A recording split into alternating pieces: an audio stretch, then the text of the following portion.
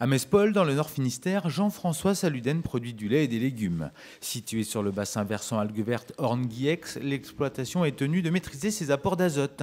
Avec les légumiers, il a élargi les rotations des cultures pour redistribuer et uniformiser les apports azotés. Aujourd'hui, mes collègues producteurs de légumes implantent une culture de chou-fleur après la culture d'échalotes. Et ça permet ainsi donc de bien valoriser ce stock d'azote disponible avec une culture qui va pousser durant tout l'hiver.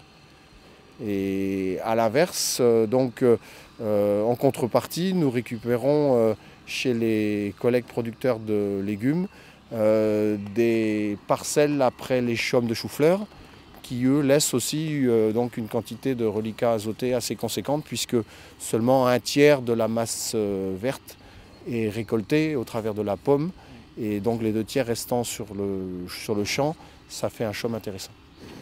L'exploitation de Jean-François Saluden compte 110 vaches laitières. Le producteur a su faire évoluer ses bâtiments et outils de production en fonction du cheptel tout en maîtrisant les coûts d'investissement.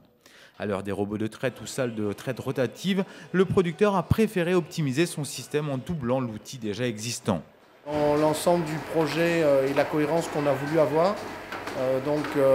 tout comme les équipements que nous avons fait à mesure, là nous avons souhaité donc rester sur un équipement de traite qui soit d'un coût de fonctionnement et d'amortissement qui reste le plus faible possible, considérant que c'était donc aussi un poste où certes il existe de la technologie, mais les coûts aux 1000 litres de lait peuvent être, suivant le système, assez conséquents. Donc, comme par ailleurs sur certains autres domaines, nous avons d'autres charges inhérentes à notre système de production. Au moins sur ce poste-là, on a essayé de fonctionner avec un système qui soit plutôt low cost. Dans la stabulation, Jean-François trie ses vaches. Il a créé à côté de ses logettes une aire paillée, un espace VIP où ont accès une trentaine de ses laitières préalablement identifiées. On retrouve les animaux plus âgés.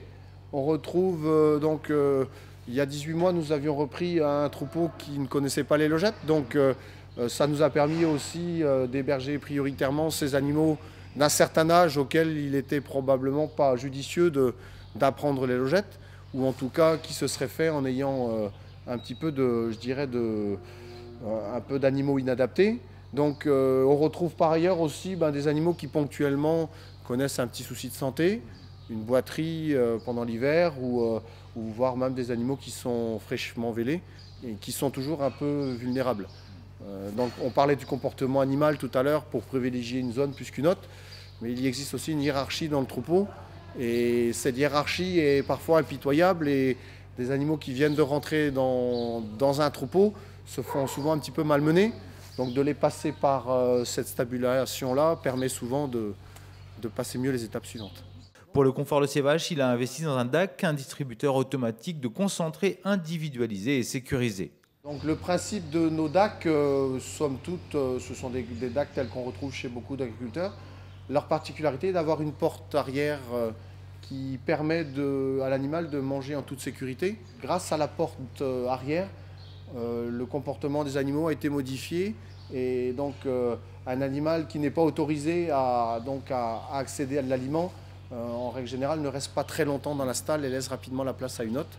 Et à l'inverse, les animaux qui ont accès et qui ont droit peuvent consommer en toute tranquillité, puisque sans avoir la contrainte d'en avoir une autre qui les chasse par derrière. Moderniser sans investir lourdement, c'est aussi ça, l'innovation en agriculture.